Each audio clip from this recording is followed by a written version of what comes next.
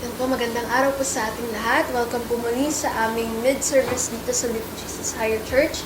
And isang mapagpalang araw po sa ating lahat. Hallelujah! Sabi sa Hebrews 12 verse 2, "Looking unto Jesus, the author and finisher of our faith, who for the joy that was set before him, endured the cross, despising the shame, and has sat down at the right hand of the throne of God." Sabi dito, fix our eyes on Jesus. To fix our eyes on Jesus, we will learn from Him. We will lean on Him and let Him teach you everything He knows about endurance and living victoriously. Just as Jesus did, you will please the Father and be where He is. Hallelujah. Purihin ka, O Diyos. Let's pray. Lord, we thank you for helping us in fixing our eyes on you. Thank you, Lord, for helping us endure and persevere by faith. Lord, you are the joy set before us. Everything that we do is for you. Keep our eyes and our hearts fixed on you, no matter what comes our way. We long to please you and be where you are, Lord. Hallelujah. In Jesus' name, amen. Hallelujah! Purihin natin ang Panginoon, tayo sumamba, purihin at luwalhati ng kanyang pangalan na yung araw na ito. Purihin siya, kadakilaan, kadakilaan mo, tunay at wagas sa puso ko, pag-ibig mo hindi magbabago, sa kapangyarihan mo, kami ay doon magtitiwala. Tayo kanyang nilalang, purihin siya, kadakilaan, kadakilaan mo, tunay at wagas sa puso ko, pag-ibig mo hindi magbabago, sa kapangyarihan mo, kami ay doon magtitiwala. Tayo kanyang nilalang, hallelujah! Tayo kanyang nilalang, tayo kanyang nilalang, purihin siya. Oh, purihin ka, O Diyos, luwalhatiin ka, O Diyos.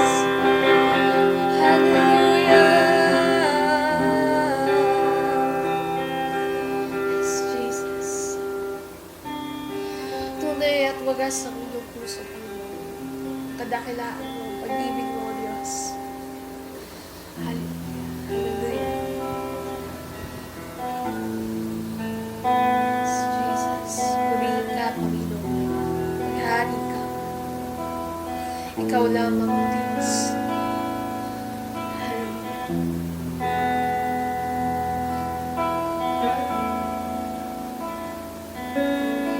O Diyos, sa kabutihan mo, ako'y naririto upang magpuri sa iyo.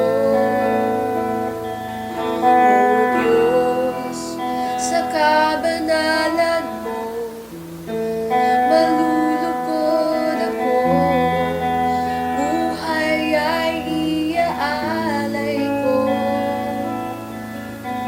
Ikaw lamang ang nagtiwala sa akin, O Diyos, di kita bibiguin. Magtatapat sa'yo, maglilingkod ako, O Diyos, kay buti mo.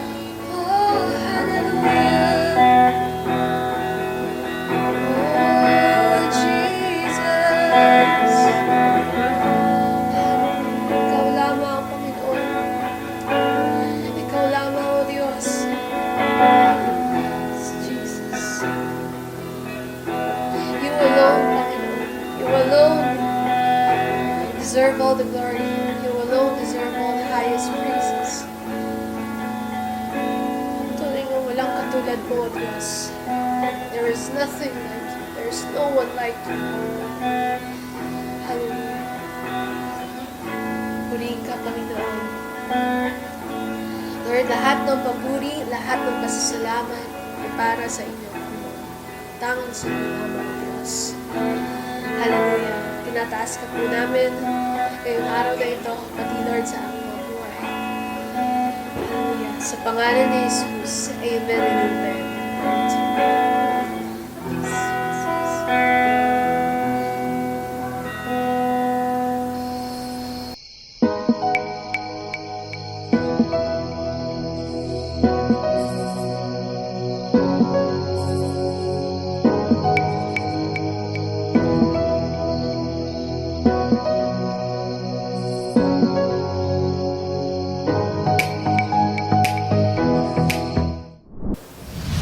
Magandang araw po ulit sa bawat isa sa atin at sa inyo po na nasa inyong tahanan. Napakabuti ng ating Panginoon. Tunay na siya po hindi nagbabago. Siya po kahapon, ngayon at magpakailanman.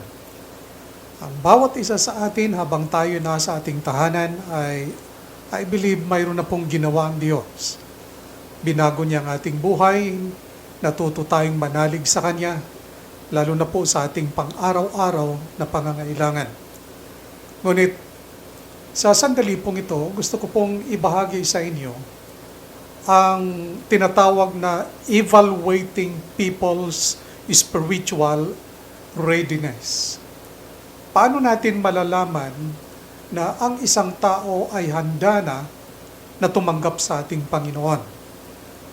At evaluate po natin ang tinatawag na spiritual decision process o proseso kung saan siya po ay pwede nang tumanggap sa ating Panginoon. Ang tawag po rito sa taong ito ay type A, unbelievers, at mayroon po siyang mga katangian or characteristic. Tingnan po niyo kung mayroon kayong kasama sa inyong tahanan na ganito.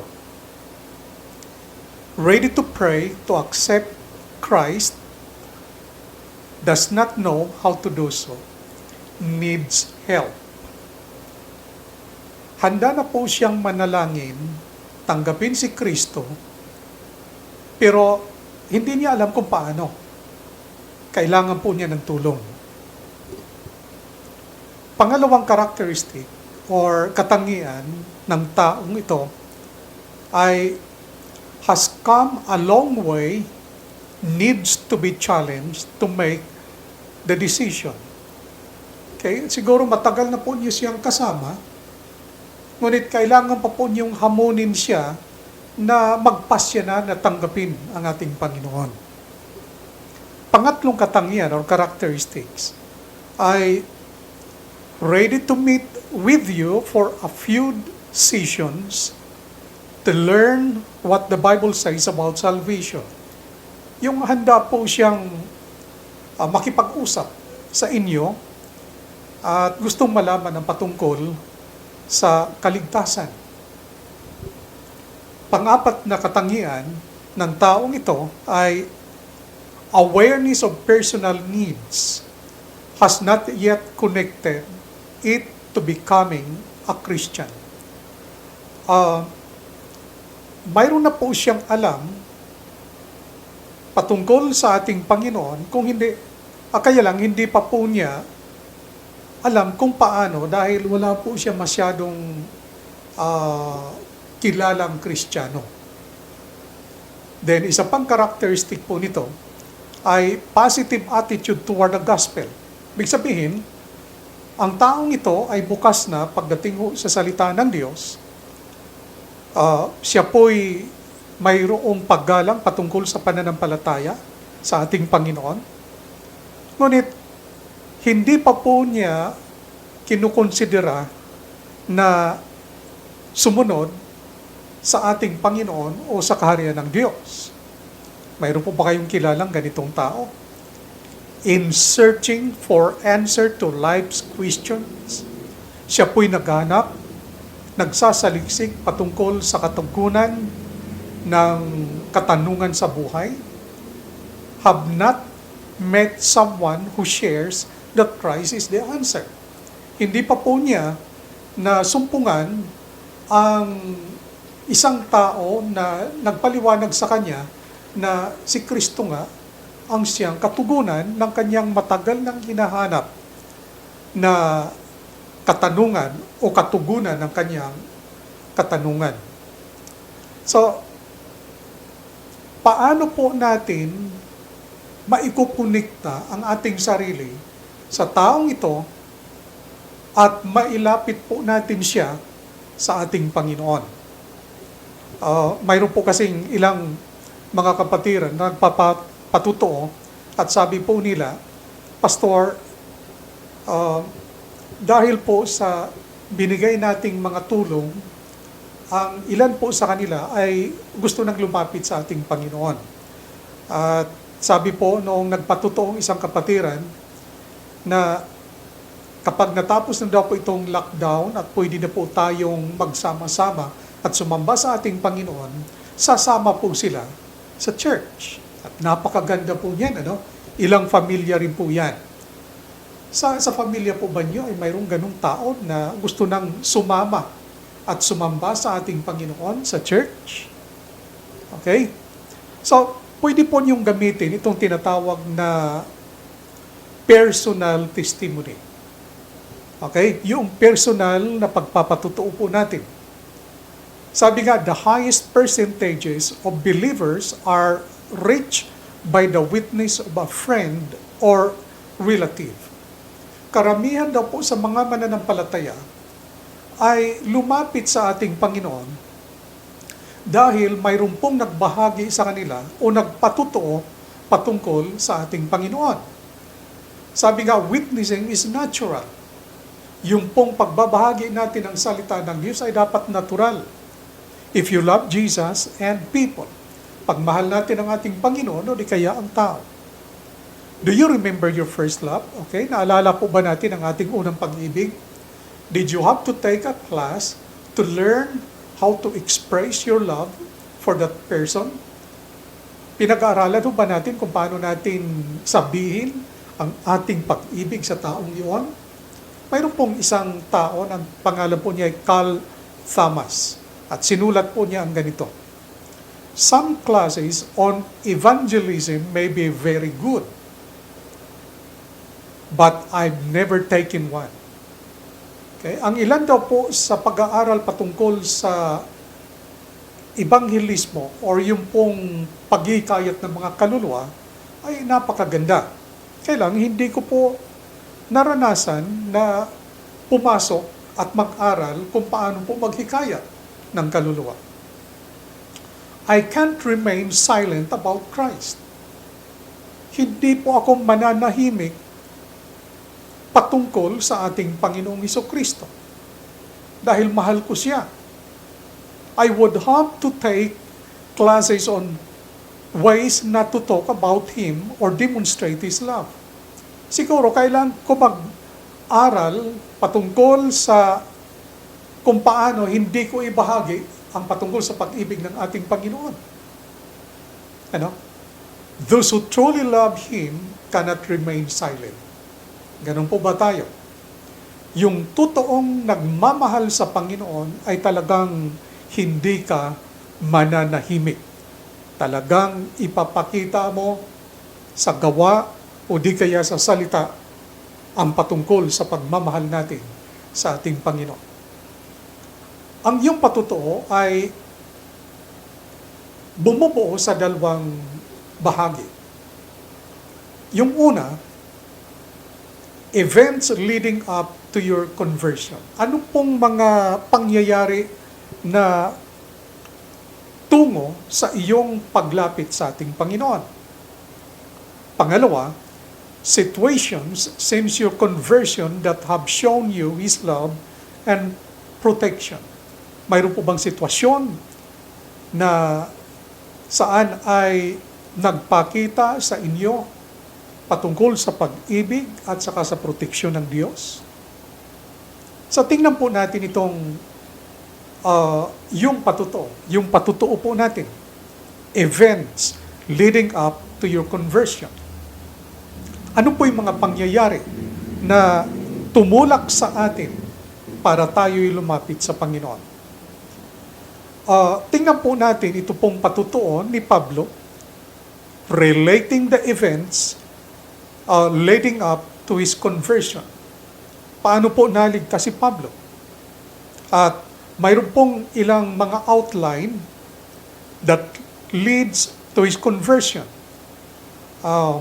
Ang una, yung Paul's testimony, yung pong patutuo po ni Pablo, paano po siya naligtas, tumanggap sa ating Panginoon. Ito po'y mababasa po niyo sa Gawa, Kabanatang 20 or chapter 20 in the book of Acts and also chapter 22. My life before becoming a Christian was like this. Ito po ang aking buhay bago ko tinanggap ang ating Panginoon. Sa Gawa, Kabanatang 22, talatang 3 hanggang 5, ganito pong pagkasabi. Kung mayroon kayong Tagalog Bible, pwede po niyong sundan po ito. I am a Jew born in Tarsus of Cilicia, but brought up in this city under Gamaliel. I was thoroughly trained in the law of our father and was just as jealous for God as any of you are today. I persecuted the followers of this way to their death, arresting both men and women and throwing them into prison, as also the high priest and all the council can testify. I even obtained letters from them to their brothers in Damascus, and went there to bring these people as prisoners to Jerusalem to be punished. Yun po ang buhay ni Pablo bago po niya tanggapin ang ating Panginoon. Ano po siya? Siya po'y mamamatay tao. Siya po'y persecutor. Inusig niya ang mga sumusunod kay Kristo. Yun po yung buhay po niya bago niya tinanggap ang ating Panginoon. Then, this is the way I realized that I needed to follow Jesus. Sa ganitong paraan, ko napagtanto na kailangan kong sumunod kay Kristo. Chapter 22, verse 6 to 9, aklat po ng Gawa, about noon, as I came near Damascus, suddenly, a bright light from heaven flashed around me. I fell to the ground and heard a voice say to me, Saul, Saul, why do you persecute me? Who are you, Lord? I asked. I am Jesus of Nazareth, whom you are persecuting. He replied, my companions saw the light, but did not understand the voice of him who was speaking to me. So, yun po yung pagkakataon na napagtanto niya na kailangan niya ang ating Panginoon. Nung siya po ay naglalakbay, nakasakay sa kabayo, patungong Damasco upang patuloy na usigin, hulihin ang mga sumusunod kay Kristo, mayroon pong napakaliwanag na saan ay tumama sa kanya. At sa liwanag na iyon ay mayroong tinig. At sinabing, Saul, Saul, bakit mo ako inuusig? At ang sabi po ni Saul, sino ka, Panginoon? At sabi ng ating Panginoon, ako si Jesus na taga Nazareth, na yung inuusig. Imagine, ang inuusig ni Pablo ay mga Kristiyano, pero ang nasasaktan ay ang ating Panginoon. Nakita ni Pablo ang liwanag, ngunit hindi po naunawaan ng kanyang mga kasamahan ang tinig na nangungusap sa kanya. Ganun po ang tumutulak sa kanya kung paano niya kailangan ng ating Panginoon. Then the next is, these are the details of how I actually accepted Christ. Ito po yung detalye kung paano ko tinanggap ang ating Panginoon. Then sa chapter 22 verse 10 to 13, "What shall I do, Lord?" Sabi po ni Pablo. "Get up," the Lord said, "and go into Damascus. There you will be told all that you have been assigned to do." My companions led me by the hand into Damascus because the brilliance of the light had blinded me. A man named Ananias came to see me. He was a devout observer of the law and highly respected by all the Jews living there. He stood beside me and said, "Brother Saul, receive your sight." And at that very moment, I was able to see him.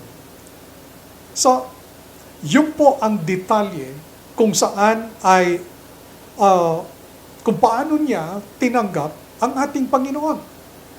Okay? Nangusap po ang ating Panginoon kay Pablo. Papunta po ng Damascus. At may ginamit ang ating Panginoon, ang pangalan ay Ananias. Upang sa gayon nagabayan po si Pablo. Okay? At pinag-pray din po si Pablo upang sa gayon na mabuksan ang kanyang nabulag na mga mata. So, these are the details. Yun po yung detalye kung paano po tinanggap ni Pablo ang ating Panginoong Jesucristo. This is what it means to me to be a Christian.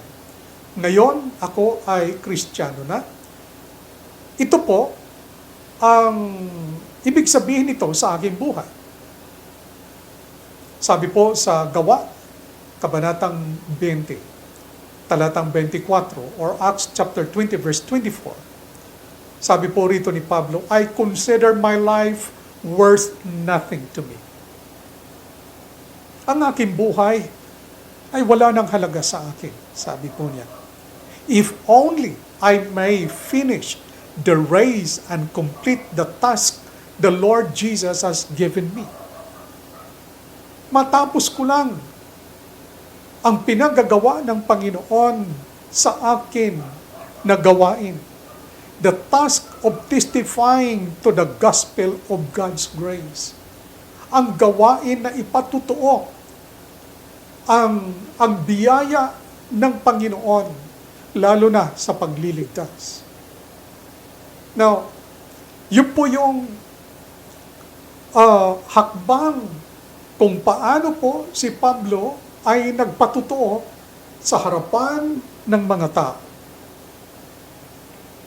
Your conversion may not have been as dramatic as Paul's.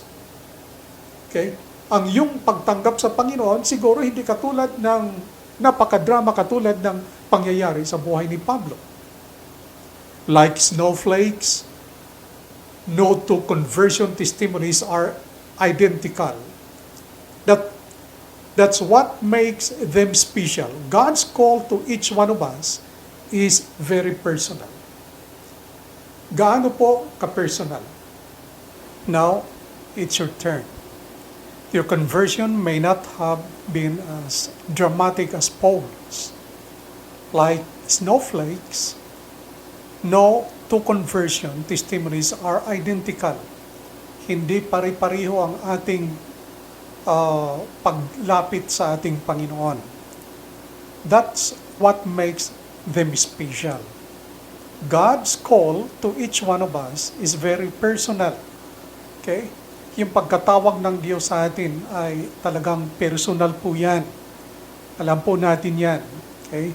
Alam po nyo yun kung paano po kayo tinawag ng Panginoon at paano nyo tinanggap ang ating Panginoon. So, as you prepare your own testimony, pwede kang pumili ng isang tao ayon sa katangian na sinabi ko kanina. Ang tawag po ron ay type A persons that has the knowledge about Jesus Christ, pero hindi pa po niya alam kung paano tanggapin ang ating Panginoon. Paano mo ibahagi ang iyong kasaysayan o istorya patungkol kung paano mo tinanggap ang ating Panginoon. You can write your own story on the worksheet. Pwede mong isulat ang iyong patutuo sa papel upang sa gayon na kapag ikaw ay magpapatutuo o di kaya ay bahagi mo ito, alam mo kung ano ang detalye po nito. So, ganito po ang detalye po niyan kapag ikaw ay sumulat ng iyong patutuo. My testimony. My life before becoming a Christian was like this. Okay? Ang buhay ko bago ako naging Kristiyano ay ganito. Ano ang iyong buhay? Si Pablo, mamamatay tao. Tagapag-usig sa mga Kristiyano. Relihiyoso po siya. Pero walang relasyon sa Panginoon. So, anong iyong buhay bago mo tinanggap ang Panginoon? Pangalawa, this is the way I realized that I needed to follow Jesus. Ito po ang kapamaraanan na aking napagtanto na kailangan ko ang ating Panginoon. Si Pablo ay nangusap ang Panginoon sa kanya personal. Nabulag ho siya. Wala po siyang matakbuhan. Kung hindi talagang lumapit sa Panginoon. Then pangatlo, these are the details of how I actually accepted Christ. Ito po yung mga detalye kung paano ko po talaga tinanggap ang ating Panginoon. Ano mga detalye na saan ay tinanggap mo ang Panginoon? So, pwede mo yung isulat o di kaya kapag ikay magpapatutuo sa isang tao na gusto nang lumapit sa ating Panginoon, pero hindi niya alam kung paano. Okay? Pwede po niyong i-detalye kung paano niyo tinanggap ang ating Panginoon. Then, this is what it means to me to be a Christian. Ngayon, Kristiyano na ako. Ito po ang ibig sabihin sa akin. Si Pablo, sabi po niya, wala nang halaga ang aking buhay. Ang pinakamahalaga sa akin, sabi po niya, ay matapos ang ibinigay ng Panginoon na trabaho o gawain sa akin. At yun po ay ipatutuo ang pagligtas ng ating Panginoon. Dito po ay patungkol sa biyaya ng Diyos. Biyaya ng Diyos ang ating kaligtasan. So kung paano po natin tinanggap ang Panginoon sa kanyang biyaya, sa kanyang habag, pwede rin po natin ibahagi ito sa mga tao na hindi pa tumanggap sa ating Panginoon. Purihin po ang ating Diyos. Now, mayroon kang patuto. Ibahagi mo ito.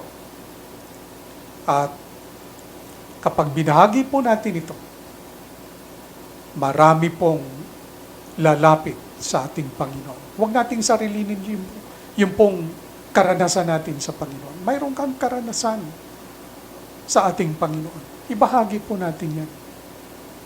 Purihin po ang ating Diyos. Hallelujah. So akin pong inaasahan na gawin po natin ito, na ibahagi ang patungkol sa ating Panginoon. Mayroon po akong hawak po rito patungkol sa kaloob ng Diyos. Ito pong aklat ng Roma, kabanatang 6:23. Sapagkat ang kabayaran ng kasalanan ay kamatayan, ngunit ang kaloob ng Diyos sa pamagitan ni Kristo Jesus ay buhay na walang hanggan. Mayroon po ako nito, at kung gusto po niyo na gamitin po ito, pwede po kayong humingi sa akin ito. Pag nagkita-kita po tayo ulit sa church, o di kaya saan man, pwede po niyong i-remind sa akin, Pastor, kailangan ko po yung Maliit na pulyetong yan patungkol sa kaloob ng Diyos o ang kabayaran ng kasalanan ay kamatayan, ngunit ang kaloob ng Diyos ay buhay na walang hanggan sa pamagitan ng ating Panginoon Jesucristo, na ito po'y masumpungan po natin sa aklat ng Roma 6:23. Purihin po ang ating Panginoon. Hallelujah. Tayo po'y manalangin. Salamat, Panginoon, na mayroon kang itinuro sa amin. And I pray, dear Lord, na gamitin mo ang mga kapatiran upang ipatutuo ang iyong kabutihan sa aming buhay at lalo na kung paano mo kami niligtas. Turuan mo kami na ibahagi po ito at huwag naming sarilinin dahil sa pamagitan ng aming patutuo, maaari kaming magdala ng mga kaluluwa. Maaari kaming magdala ng 10, 20, 100, o di kaya 5 mga kaluluwa at makasama namin sa iyong luklukan sa langit. Panginoon, ayaw po naming maglakad papunta sa langit na mag-isa. Gusto po namin na mayroon kaming makasama. Kaya Lord, tulungan mo ako. Bigyan mo ako ng katapangan na ibahagi ang aking karanasan na ginawa mo sa aking buhay. Salamat po, Panginoon. Pagpalain mo ang aking mga kapatid na nasa kani-kanilang mga tahanan. Pagpalain mo, O Diyos. Balutin mo ang bawat isa sa amin ay banal na dugo. Ilayo mo sa anumang sakuna, anumang karamdaman, at lalo na po itong coronavirus na ito. Dahil alam po namin na nagtagumpay na kami laban sa karamdamang ito sa pangalan ni Kristo Jesus. Salamat, Panginoon. Purihin, sambahin, luwalhatiin ka. Thank you, Lord, sa pangalan ni Jesus. Amen and amen. Hallelujah.